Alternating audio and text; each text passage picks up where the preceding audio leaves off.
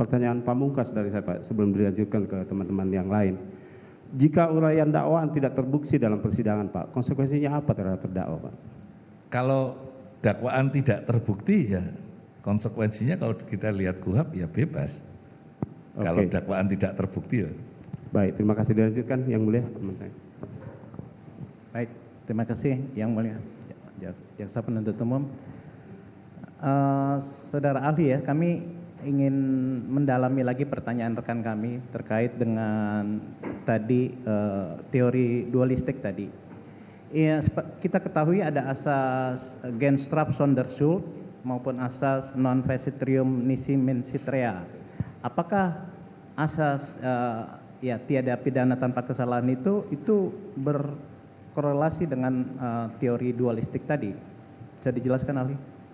Iya, melakukan perbuatan pidana itu kan tidak harus dipidana konsekuensinya.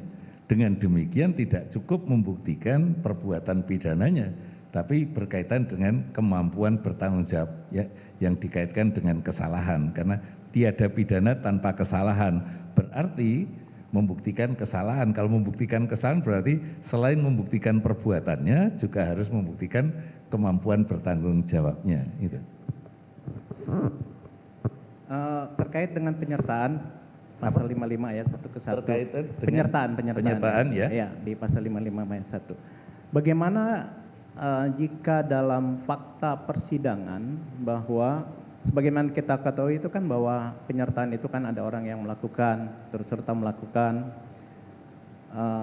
yang menggerakkan. Nah, bagaimana di dalam fakta persidangan itu terbukti adanya penganjur di situ. Sedangkan di dalam surat dakwaan tidak ada pasal 55 ayat 1 kedua ayat 2. Nah, iya. Jadi bagaimana apa konsekuensinya terhadap dakwaan itu? Sedangkan fakta-fakta persidangan itu lebih mengarah ke penganjur. Bisa jelaskan ahli? Ya, jadi begini. Fungsi surat dakwaan itu kan sebagai dasar pemeriksaan perkara di pengadilan, itu pertama. Jadi ketika dilakukan satu proses penuntutan itu kan disertai dengan surat dakwaan. Jadi pertama itu bisa menjadi dasar. Yang kedua adalah menjadi pembatas ruang lingkup. Karena ada asas bahwa pengadilan itu tidak boleh memutus lebih dari yang diminta. Lebih dari yang diminta itu pembatasannya itu ada di dalam surat dakwaan. Kalau di dalam perkara perdata itu kan memakai gugatan dan seterusnya. Kalau di dalam perkara pidana itu kan surat dakwaan.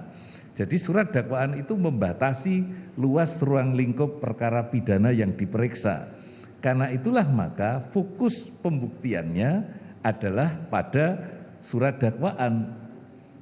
Di luar surat dakwaan menjadi tidak relevan lagi dari situ karena itu adalah dakwaannya itu adalah sesuatu yang dituduhkan kepada terdakwa telah melakukan satu perbuatan material tertentu, material perbuatan yang senyatanya dilakukan menurut rumusan surat dakwaannya disertai dengan pelanggaran hukum pidananya yang dilakukan oleh terdakwa yang sesuai dengan rumusan perbuatan material yang dirumuskan di dalam surat dakwaan tadi.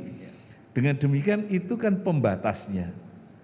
Itulah yang harus fokus dibuktikan, perbuatan materialnya terdakwa dan kemudian juga pelanggaran hukumnya yang sudah dirumuskan di dalam surat dakwaan.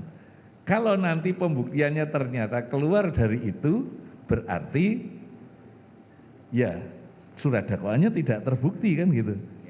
Karena itu tidak bisa terdakwa dihukum di luar apa yang didakwakan.